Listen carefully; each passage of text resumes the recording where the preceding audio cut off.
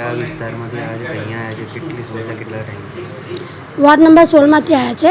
અમારે ત્યાં 5 નગરો છે: વિશ્વકર્માનગર, શાંતિનગર, ગણેશનગર, શિવનગર અને હીરાબાનગર, પંચમુખીનગર. 5-6 નગરોમાં પાણીની સખત 8 થી 9 મહિનાથી આ પ્રોબ્લેમ ચાલી રહી છે.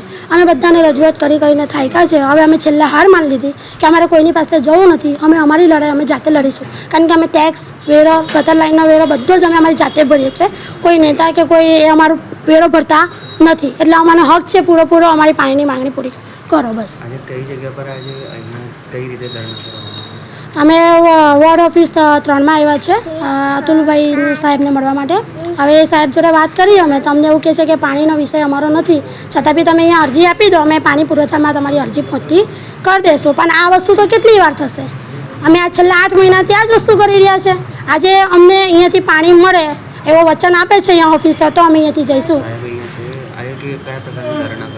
ધારણા એવું છે કે સાહેબ કઈ સાઈડ પર બહાર ગયા છે. સાહેબ જોડે વાત કરવામાં સાહેબ કે તમે અરજી આપી દો.